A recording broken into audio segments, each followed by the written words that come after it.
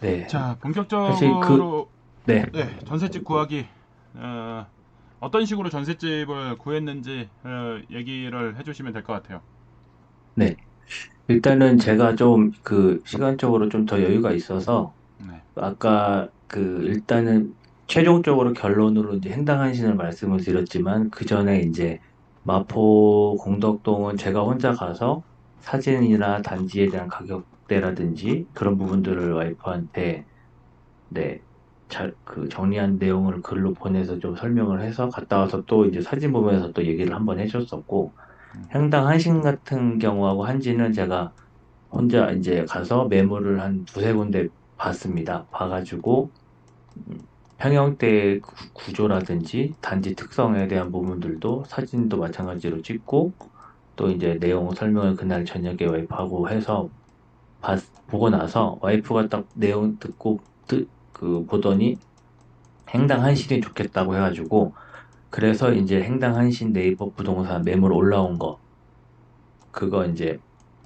보고 와이프는 이미 서울로 출퇴근을 하고 있었던 상황이기 때문에 퇴근하고 매물을 한번 보러 오라고 해갖고 제가 전화로 몇 군데 부동산 얘기해서 네, 평형별로 매물을 좀 볼 수 있게끔 어레인지를 해놓고 따로따로 봤습니다. 저 보고 그 다음번에 와이프가 다른 부동산 통해서 보고 그래서 네, 평형은 두 단지에 24평, 32평 다 받고 어떤 게 더 나을지 뭐 보나마나 큰 평수가 더 좋았죠. 가격 차이도 크게 많이 안 났던 상황이었습니다. 올 초까지만 해도. 네, 그래서 그렇게 해서 이제 평형대를 골랐는데 그 내용이 그 다음 장에 나와 있습니다.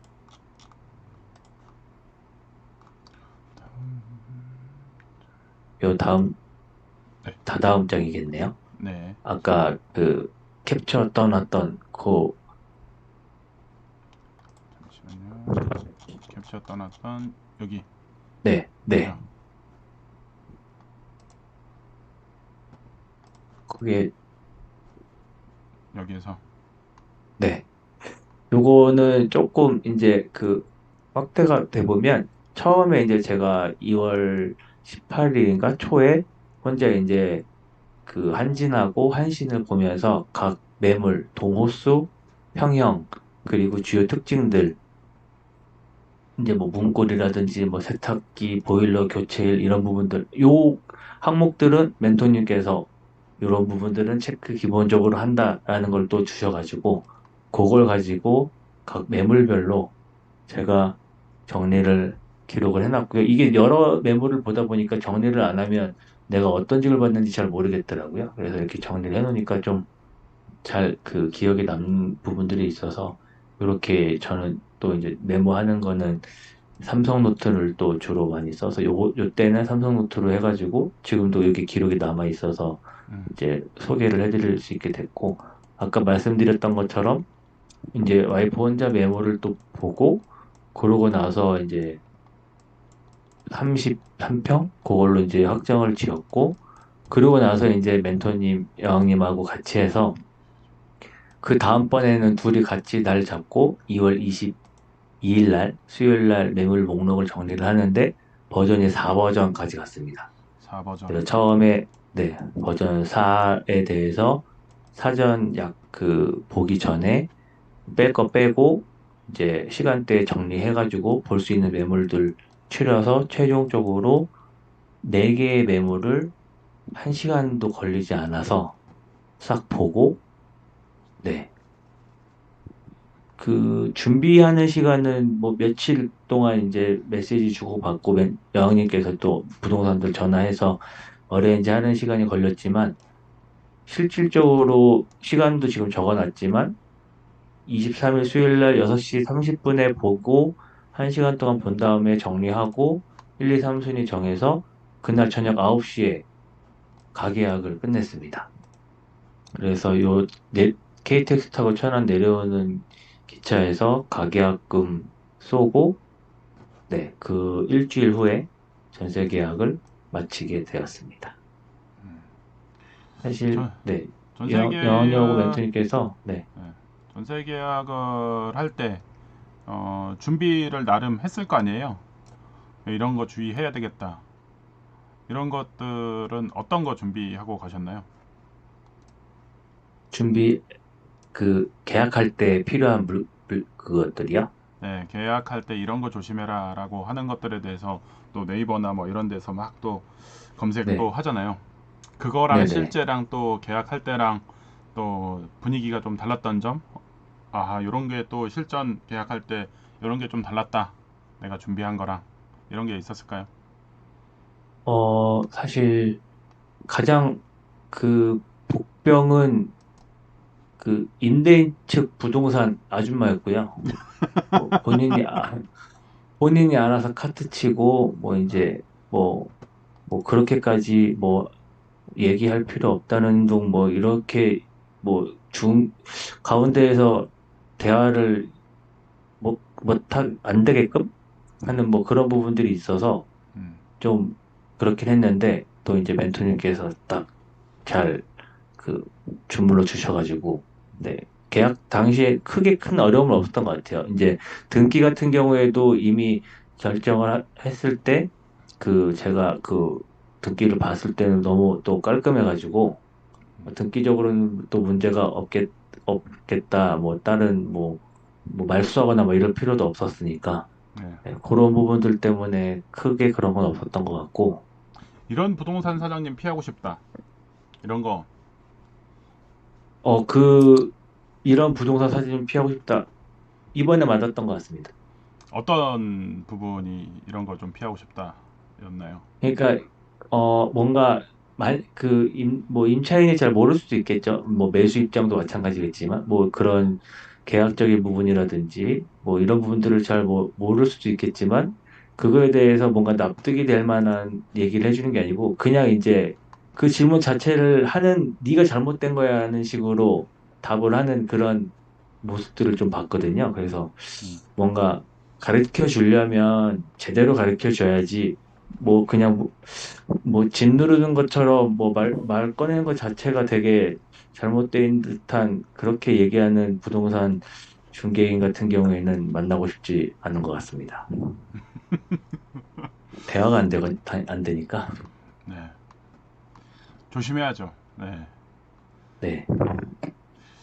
계약을 체결하고 나서 임대인하고의 이 임대인 관상 그리고 임대인하고의 말을 섞어 보니까 내가 네. 임대인 그래도 나쁘진 않은 것 같다. 평타 이상인 것 같다. 그런 생각이 드셨나요? 어떤 포인트에서 만약에 그랬다면 어떤 포인트에서 그런 생각이 드신 건가요? 어, 일단은 깔끔한 등기 때문에 일단 안심적인 건 있었는데, 네. 관상적으로 봤을 때 크게 뭔가 사짜 느낌은 나진 않았고요. 그리고 이제 계약하러 왔을 때도 되게 좀 수수한 모습을 보고, 이제 말투도 좀 그때 부동산 그 임대인 측 부동산에서 워낙 좀 해집고 나오는 게 있어가지고, 음. 처음에는 조금 날이 좀 선 듯한, 왜 계약 전에 뭐 이런 저런 얘기가 뭐 있었던 거에 대해서 좀 어떻게 보면 컴플레인 부분들이 음. 있기는 했지만, 그 이후에 이제 또 별도로 제가 연락하고 오고 가고 했을 때는 되게 이제 그래도 어떻게 보면 인성이라고 하는 부분들이, 음. 인성이 좀 나쁘지 않다, 인성이, 네, 괜찮은 분들이다라는 생각이 좀 들었던 것 같습니다. 저는 그 같이 이제 제가 계약하고 이제 그렇게 갔지만은 주인 쪽의 포인트는 주인 어머니였다라는 생각이 들어요. 맞습니다. 네, 주인 어머니가 그 임대인 쪽 부동산 같은 경우는 되게 매너도 되게 없고 그 다음에 부동산 계약에 대한 기본도 안 돼 있고 막무가내 식의 막가파 정확한 정보 전달도 안 되고 그 다음에 요즘 지금 같은 경우에 이제 임차인들에 대한 이 지금 권리들이 이제 확인해야 되는 사항들 권리들이 있는데 그 부동산은 전혀 모르고 있었어요. 그래서 뭐 임대인한테 채무 내역 확인 좀 해달라고 요청을 했었을 때 아 요즘에 누가 그런 거 본다고 그런 거 안 봐도 된다고 이분들 그런 사람들 아니라고 그래 막무가내 그렇게 얘기할 게 아니라 그렇다 그러면은 명확하게 그거에 대해서 정중하게 얘기를 해서 그런 것들을 확인시켜 줘야 되는 건데 막무가내죠. 그런데 이제 그날 당일날 어머니한테 얘기를 하고 제가 얘기를 했죠. 그 사람은 얘기도 하지도 않고 그렇게 해서 얘기를 하니까는 아 그런 거 당연히 요즘 같은 세상에 확인시켜 줄 거 확인시켜 줘야 된다고 네네. 얘기를 하면서 어머니가 적극적으로 얘기도 하고 그리고 이게 별거 아닐 수도 있겠지만은 임대인하고 임차인의 신분 상황, 직업적인 상황을 서로 교환을 하니까 어머니가 더 적극적으로 우리 집도 아이들이 컨디션도 직업도 컨디션 괜찮고 임차인도 컨디션 괜찮으니까 아 문제 없겠다 라는 식으로 스무스하게 넘어갔던 상황이 된 것 같아요. 근데 이제 그런 것들이 중개하시는 분들 제대로 안 만나면은 결국에는 자기가 책임져 줄 것도 아닌데 채무가 있으면은 어떻게 할 거예요? 가압류 잡히면 어떻게 할 거고. 근데 그런 것들에 대해서 너무 막무가내식으로 하는 것들이 참 안타까웠다. 그런 생각이 들긴 하더라고요. 그날. 그리고 나서 이거 계약을 하고 나서 집에 내려가실 때 기분이 어떠셨어요? 일단은 제일 좋았던 거는 저희가 그 위에 그 1, 2, 3순위를 설정을 했을 때 1순위였거든요. 네. 집도 제일 깔끔했고, 그리고 가격 조율만 되면 되게 지금 현재 나와 있는 매물 중에서는 제일 좋다라고 생각을 했는데, 그게 가격 조율도 5억 5천에 올라와 있던 매물이었는데, 2천을 좀 더 저렴하게 하고, 어느 정도 리모델링도 돼 있고, 네, 그래도 원하는 매물을 하게 돼서 되게 홀가분했던 것 같습니다. 그래서 그날 내려와서 집에서 맥주 한 캔 서로 하면서 잘 살아보자라고 좀 다짐을 했던 것 같아요. 어, 제가 부동산 잘못하면 이혼이라 그랬는데 여기는 잘 해결돼서 맥주 한 캔 하면서 잘 살아보자. 네, 해피엔딩이네요. 네, 네. 해피엔딩으로 마무리됐습니다. 이제 금액을 다시 확인을 이제 한다고 페이지가 나오네요. 예산 아, 제방. 네.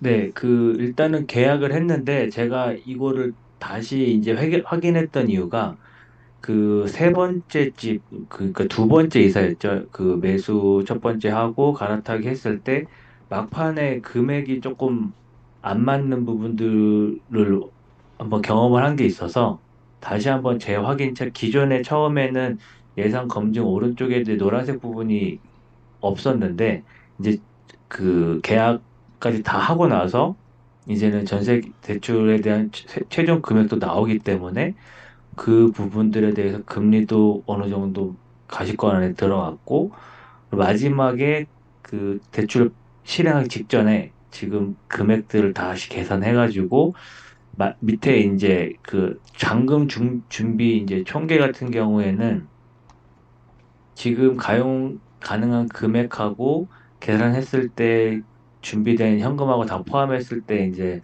4억 7,900이었는데 실질적으로 필요한 금액이 이제 4억 7,700, 그래서 200 정도의 이제 여유 자금을 확보해 놓은 상태에서 네, 좀 그 나중에 잔금 치르는 그 시간을 좀 준비를 했습니다.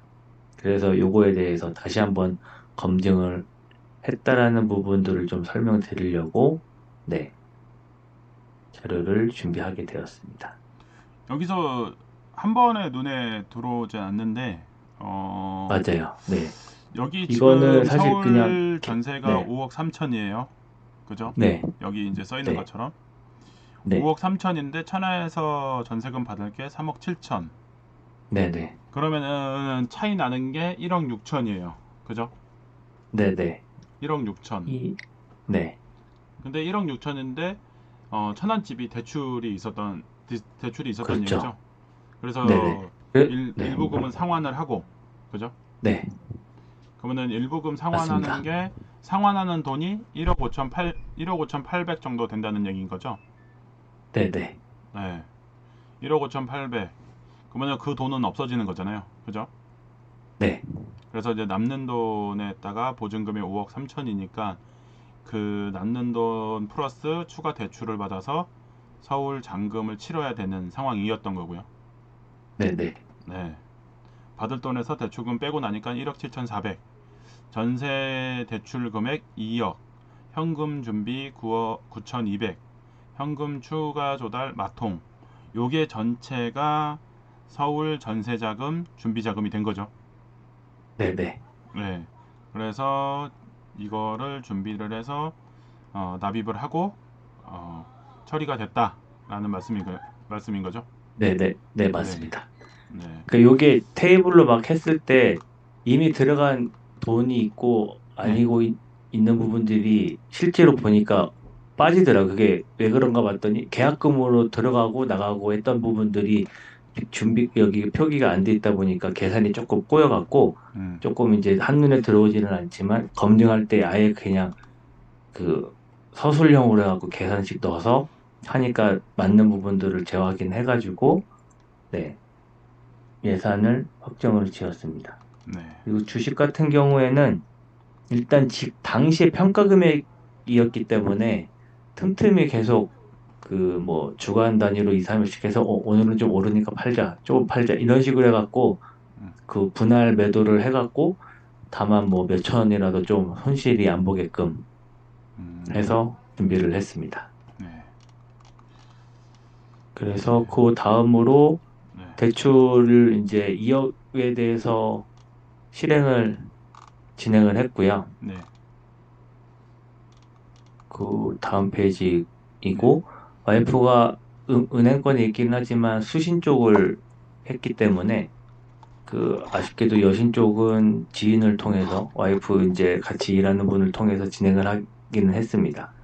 그래서 그 부분으로 이제 필요한 서류 이제 작성해가지고 준비해서 했고 전세계약서 같은 경우에는 별도로 이제 방문을 안 하고 인터넷으로 확정일자를 하니까 도장 찍은 부분으로 해서 PDF 그 스캔을 할 수가 있더라고요. 그래서 네. 그걸로 해갖고 그 은행을 방문을 해서 제출을 하고 은행 이사 당일날은 요 순서대로 해서 당연히 그 임차인으로 전세금 받은 걸로 이제 가상계좌를 또 하면 안 되냐 또 저희 쪽 임대인이 임차인이 이렇게 말씀을 하셔가지고 다 맞춰주겠다 해가지고 가상계좌로 해서 은행 대출 담당자께서 당일날 오픈해 주시고 담당자가 금액 받고 말소하고 그 오후에 이제 서울집 이사해서 잔금 치를 때도 그 금액까지 한꺼번에 잔금을 이체해 주셔서 네, 이사 당일날은